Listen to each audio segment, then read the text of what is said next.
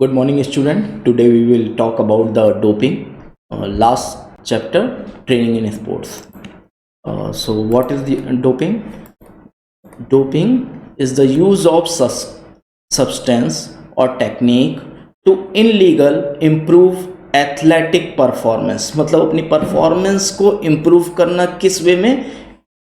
Illegal या unnaturally हम अपनी परफॉर्मेंस को इंक्रीज करते हैं डोपिंग के थ्रू. मतलब किसी भी तरह की दवा ले रहे हैं या किसी तरह के ऐसे प्रोटीन डाइट ले रहे हैं या एनाबॉलिक स्टेरॉइड्स वगैरह ले रहे हैं जिससे हमारी जो परफॉर्मेंस है वो बहुत तेज़ी से इंक्रीज होती है, और ये सारी चीज़ें डोपिंग में आती हैं. तो डोपिंग के टाइप्स देखिए, टाइप्स डोपिंग के 3 हैं. पहला है ड्रग, दूसरा है ब्लड डोपिंग और तीसरा है जीन डोपिंग. ब्लड डोपिंग में ये सारी जो आप दवाई लेते हैं अलग अलग वो लेते हैं, क्या कहते हैं उसको, सप्लीमेंट्स, ये सारे ड्रग डोपिंग में आते हैं. सेकंड है blood doping.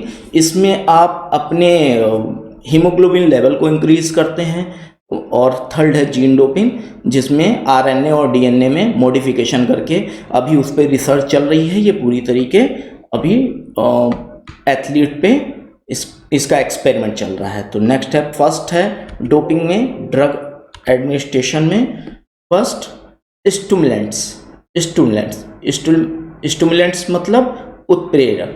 These are the chemical which have direct effect over CNS and cardiovascular system. इसमें क्या होता है स्टिमुलेंट्स में? ये डायरेक्टली आपके सेंट्रल नर्वस सिस्टम और कार्डियोवैस्कुलर सिस्टम को इफेक्ट करता है. आपकी जो ब्लड सर्कुलेशन होता है वो बहुत फास्ट हो जाता है, और आपके जो इफ़ेक्ट होता है आपके मसल्स में, जैसे पेन वगैरह होता है, तो सीएनएस पे इफ़ेक्ट करने के कारण वो पेन आपको पता नहीं चलता और आपकी ब्रीथ वगैरह बहुत फास्ट हो जाती है, बॉडी बहुत हीट हो जाती है. These drug improve work output ability by reducing the feeling of fatigue मतलब थकान. तो ये फटीग की जो आप ट्रेनिंग सेक्शन, आपका किसी भी कंपटीशन से पहले बहुत लंबा ट्रेनिंग सेशन चलता है, जिसके कारण आपकी मसल्स वगैरह में बहुत ज़्यादा थकान होती है. तो ये वो जो थकान की आपका रियलाइजेशन है, उसकी जो फीलिंग है, उसे इफ़ेक्ट करता है, और आपके जो परफॉर्मेंस होती है उसको मैक्सिमम करने के लिए उसकी फीलिंग को ख़त्म करके और आप परफॉर्म अच्छा कर पाते हैं. इसका टॉक्सिंग इफेक्ट क्या है? Or aggression. मतलब इसके जो साइड इफ़ेक्ट्स हैं आप तुरंत से लोगे. आपकी कभी भी जब आप एग्रेशन में आते हो आपकी ब्लड सर्कुलेशन बहुत बढ़ जाती है. वॉलेंट बिहेवियर, ब्लर विज़न, ये सारी चीज़ें इसके साइड इफ़ेक्ट्स हैं, और ये तुरंत से आपको दिखाई पड़ जाएंगे. तो ड्रग, इसमें कौन कौन सी ड्रग हम लेते हैं? कैफीन और एम्फीथाइमिन्स लेते हैं. ठीक, अब इसके इफ़ेक्ट देखिए. आपके सेंट्रल नर्वस सिस्टम को इफेक्ट कर रही है, increase heart rate, increase respiratory system, increase blood pressure. ठीक, ये सारे उसके साइड इफेक्ट्स हैं स्टिमुलेंट्स के. नेक्स्ट है आपका narcotics. These are drug make people slow and sleepy. They are good painkiller. They help to long endurance activities. अब long endurance activities में बेटा क्या होता है? आपकी मसल्स पे बहुत ज़्यादा इफेक्ट पड़ता है और उसमें आपके बहुत पेन होता है, क्योंकि ये एक्टिविटीज़ कम से कम 2 से 3 घंटे की कॉन्टीन्यूस होती है. तो मसल्स बहुत ज़्यादा थक जाती है, और बहुत ज़्यादा थकने के कारण जब आपकी मसल्स वगैरह में पेन होता है तो आपको नींद भी कायदे से नहीं आती, आप सो नहीं पाते हो. तो उस कंडीशन में, क्योंकि इंटरनेशनल लेवल पे ये जो प्रैक्टिस सेशन होते हैं वो दिन में 3 टाइम होते हैं, तो 3 टाइम में 2-2, 3-3 घंटे के प्रैक्टिस सेशंस होते हैं, तो उसके कारण बहुत ज़्यादा पेन होता है उनके बॉडी में. कभी भी अपने परफॉर्मेंस को इम्प्रूव करना है तो आपको अपना वर्कलोड बहुत ज़्यादा करना पड़ता है, और उसके कारण बहुत ज़्यादा थकान और पेन होता है हमारे शरीर में. अब हमें नींद भी नहीं आ रही है तो हम किसका सहारा लेंगे? नार्कोटिक्स. ये ऐसी ड्रग हैं जो हमें, जिसके मदद से हमें जो मसल्स होती है उसको रिलैक्स करते हैं और हमें सोने का के लिए यूज़ करते हैं. They are use during training period to remove a feeling of restlessness and tiredness.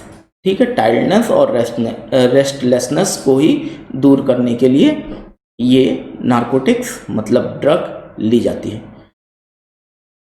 अब these drugs have various side effects like slow response, decline in activity, addiction, loss of concentration। तो आपने अगल बगल देखा होगा बहुत सारे लोग ये दवाएं लेते हैं, जैसे बहुत ज़्यादा नशे का जो आदी होता है, धीरे धीरे देखिए वो हकलाने लगता है, उसके अपने सेंस जितने भी ऑर्गन्स होते हैं उन पे कंट्रोल, वो बोलना कुछ चाहता है तुतलाने लगता है। तो ये सारी चीज़ें इस नार्कोटिक्स का एडिक्ट हो जाता है, एक बार नशे का आदी हो, एक बार नशा करने लगता है तो उसका आदी हो जाता है। तो ये सारे इसके साइड इफ़ेक्ट्स हैं। और एग्जांपल कहने हैं कौन कौन सा है, मॉर्फिन और जिसे हम लोग गांजा भी कहते हैं, कोकीन, ये सारे इसके एग्जाम्पल्स हैं। नेक्स्ट है एस्टेरॉयड। एस्टेरॉयड ये मेथड सबसे ज़्यादा ट्रेनिंग में यूज़ किया जाता है, also called anabolic steroid. These are very strong chemical which are used by the player during training period. मतलब ये सारे जो एस्टेरॉइड्स हैं और इससे पहले जो नार्कोटिक्स था, ये सारे ट्रेनिंग पीरियड में लिए जाते हैं। ये गेम में नहीं लिया जाते, ड्यूरिंग गेम नहीं लिए जाते। और जो स्टिमुलेंट्स था वो ड्यूरिंग गेम लिया जाता था, और लिया जाता है वो क्या कहते हैं, ट्रेनिंग पीरियड में नहीं लिया जाता। They promote growth and healing process. Growth and healing process मतलब आपकी मसल्स में पावर इंक्रीज करना, और जो आपकी हीलिंग कैपेसिटी है, मतलब अपनी जो भी रिकवरी रहती है उसकी जो कैपेसिटी है, उसके प्रोसेस को और ज़्यादा अच्छा कर देता है। These are effect for speed, power and strength activity. जैसे एनाबॉलिक स्टेरॉइड्स वगैरह जिम के जितने भी जिमर हैं ये सारे लेते हैं। और these are usually made from animal sex hormone और मेल सेक्स हार्मोन्स। अब हमें अपनी कैपेसिटी इंक्रीज करनी है, तो मैं अपने पीक पे हूँ, मतलब मैं अपनी फुल कैपेसिटी गेन कर चुका हूँ और मुझे और भी ज़्यादा स्ट्रेंथ चाहिए, स्पीड चाहिए। तो उस कंडीशन में हम क्या कहते हैं, एनिमल हार्मोन्स लेते हैं, जिससे इसमें बहुत ज़्यादा सबसे ज़्यादा जो प्रेफर किया जाता है वो हॉर्स हार्मोन प्रेफर किया जाता है।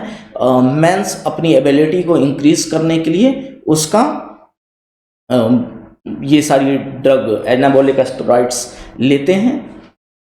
तो इससे उनकी कैपेसिटी बहुत ज़्यादा इंक्रीज होती है। और वुमेन्स क्या करती हैं, वुमेन्स मेल सेक्स हार्मोन्स मतलब इन सारे हार्मोन्स का इफेक्ट लेती हैं, उसके साथ उनके अंदर मेल के बहुत सारे हार्मोनल जो इफेक्ट होते हैं, जो उनकी कुछ नेचर होता है हार्मोन्स का, वो भी उनके अंदर आता है। जैसे उनकी जो स्किन होती है, फेस स्किन होती है, वो बहुत ज़्यादा हार्ड होने लगती है। अगर आपने इससे पहले कुछ एथलीट्स को, पीटी उषा वगैरह को देखा है, तो उनकी देखिए फेस की जो स्किन है वो बहुत ज़्यादा हार्ड हो जाती है। वो इस हार्मोन के कारण ही, एस्टेरॉयड के कारण ही होती है। और इसके एग्जाम्पल कौन कौन से हैं, एस्ट्रोडियोल, ये सारे एग्जाम्पल हैं इसके, लिए जाते हैं इनकी कैपेसिटी को इंक्रीज करने के लिए।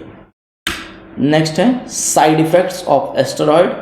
अब कौन कौन से साइड इफेक्ट हैं, एक्सेलरेट हेयर लॉस, मतलब हेयर लॉस को बढ़ा देती है। ग्रोथ ऑफ फेशियल हेयर, मतलब कई बार गर्ल्स के मुस्टैच वगैरह आने लगती है, मूछें आने लगती हैं, दाढ़ें आने लगते हैं, बाल बढ़ने लगते हैं उनके, ये सारी होने लगती है।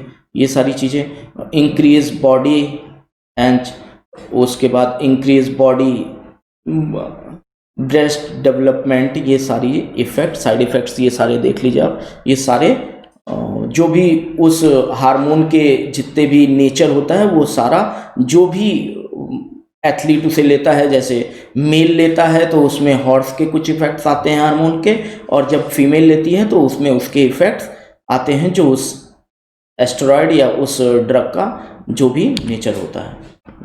चलिए आज के लिए इतना ही। नेक्स्ट आपका होमवर्क है, ये आप करके और नोट कर लीजिएगा। और नेक्स्ट अगर इसमें कोई चीज़ समझ में ना आया हो तो आप कमेंट कर सकते हैं या डायरेक्टली मुझे मैसेज करके उस चीज़ को पूछ सकते हैं।